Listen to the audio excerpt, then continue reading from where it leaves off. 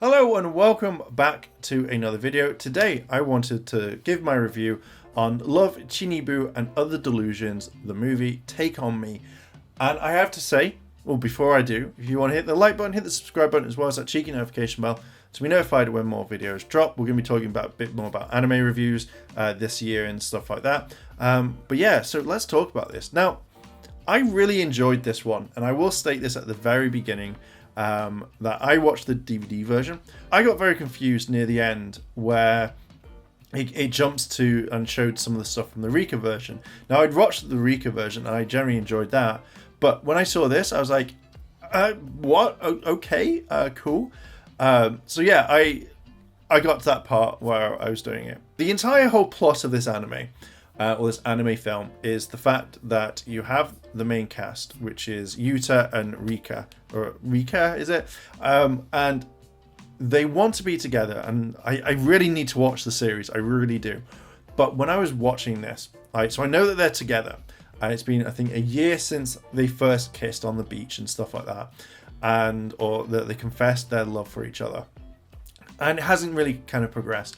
So Rikka is going to be going on holiday because Rikka and Yuta decide to kind of run away because Rikka is meant to be kind of going to Italy. Now, they don't they make it sound like Rikka is going completely, and that's it. Like, she is leaving and she is never coming back, but it's meant to just be kind of like a wedding.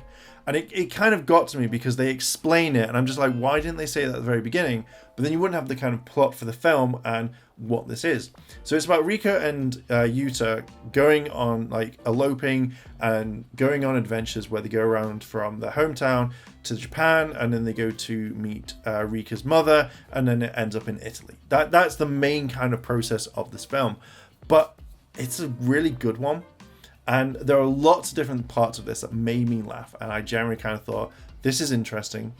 This is something that I kind of really wanted to kind of continue.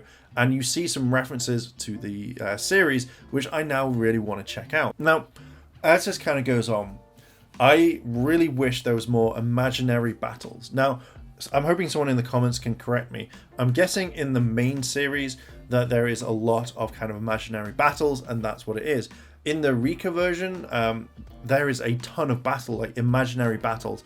It opens with one, it shows multiple all the way through, and I really like this one. But for this particular one, for some strange reason, there was only, I think, maybe 2 or 3, which to me really kind of let it down because I really wanted to see more of it. So they start, as in their hometown. They go to Japan, they go to Tokyo, they go on top of towers, they see loads of different things.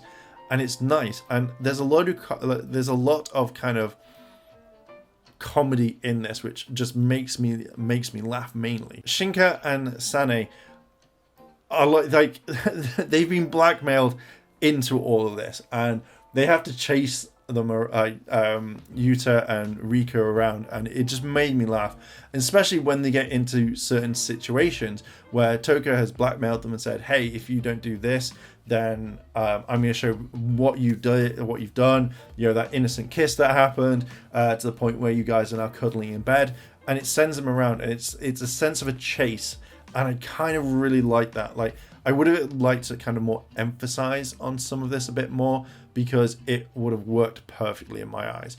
But it felt like, you know, like if that's how they put like the imaginary battles in, like the one in the tower is fine where they start doing it, absolutely loved. But I kind of really want to see more of these. Like, it could have happened a bit more where Yuta steps in and he does his stuff because they're all imaginary.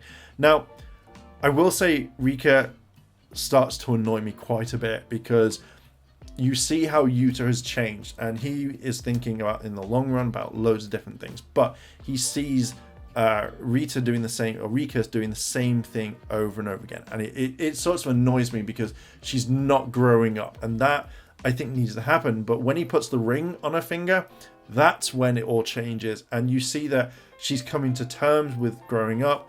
But I wanted to keep that sort of mentality a little bit because that would have been fun.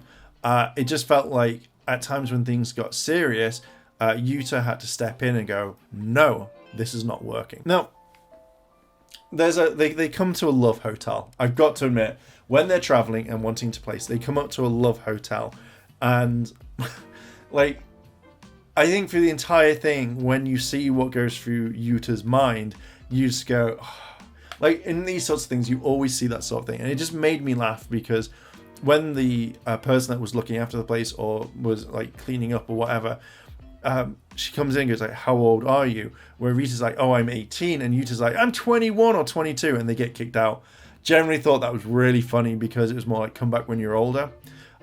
So that sort of thing kind of worked well. I generally really thought that was more interesting than most of the stuff. I think, what was another one? It was the Big Brother scene. That really just kind of made me burst out laughing because Yuta has to turn around and get Rikka to kind of look at this and say, look, you know, we want to stay here, so we're going to do the brother-sister thing. And Rikka just goes overboard with it. I thought this was absolutely funny because it felt like there could have been more to it. Like, it's just the way that like they exchanged and said stuff to each other, which made me kind of laugh out loud. Now I do I also just really generally like the montage in Tokyo that they do, and the fact is that they get money, but I think as soon as you see Yuta pick up that ring and buy it, it's like, damn, like, you know, it's becoming more and more serious.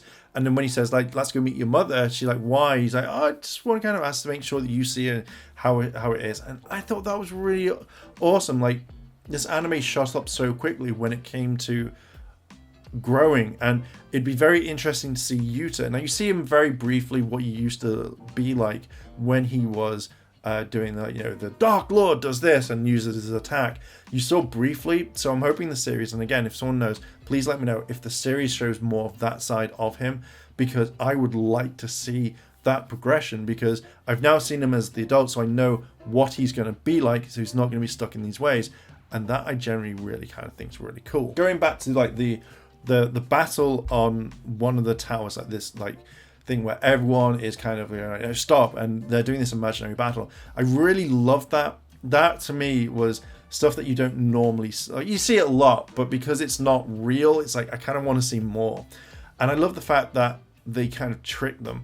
So when they drop down, I think it's Seni Dakimori, where she's the maiden and she's praying, saying like, you can't do this, but then she gets like knocked over.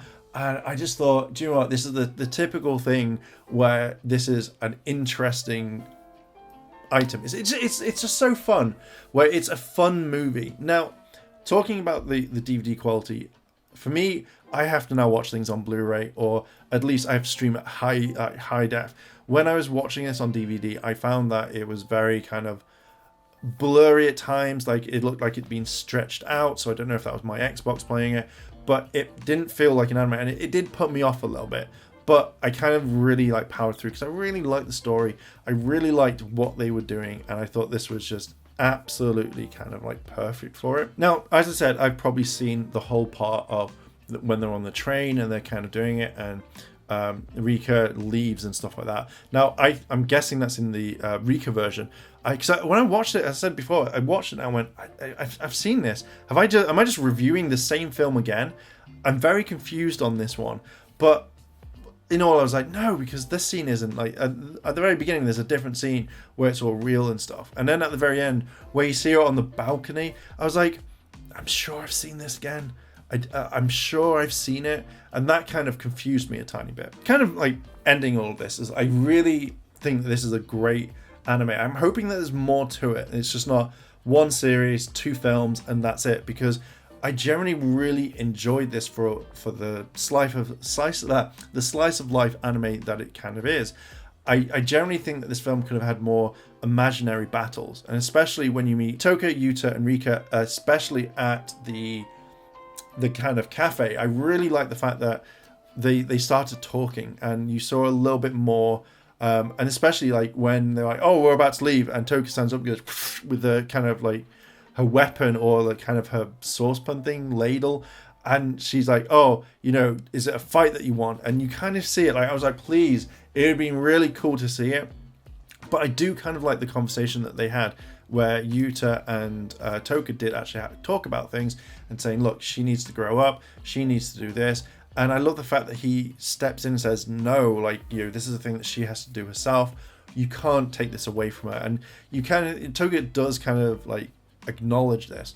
So I also like the fact that they've been tracked all the way through, because they've got their phone on, and that's the main thing of how they're kind of tracking. I thought, you know what, we all do that anyway, but dear God, that's really interesting. That's really a fun thing. So for me personally, I think that was a great addition to it. It felt like, how do they know? And then they figure it out. And I was like, oh, it'd been cool. Like, no matter where they were going, this is what you would see all the time. So for me, I generally enjoyed this because it felt like it's a wholesome film. It's something I could watch, but I'd have to watch in Blu Ray again. I'd have to watch the entire series because it's so good.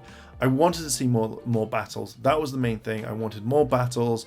I wanted a bit more of that because it just felt like that's what it needed. That's what it was lacking. But hey, let's go travel Japan and you know, that's particularly it, and then have like a train ride, and then it goes to Italy, and that's it. So yeah, I think it's a great film. It's one that I would definitely recommend. I'm going to put a link in the description if you want to pick it up, if it's still about. But I wholeheartedly would recommend it. I think you can rent it and buy it on Amazon as an Amazon Prime and stuff like that. But I'll put a link in the description where you can do this, where you can buy this. And let me know what you think about this. Do you like this anime? Because I feel like this is like one of those animes that no one really knows about, that only a select few do, and it kind of pops up at some point. But yeah, let me know what you think below in the comments. Yeah, just let me know. And with that, I'm going to leave it there. What are your thoughts? How do I end videos in this year? Anyway, thank you very much for watching, and I'll catch you in the next video.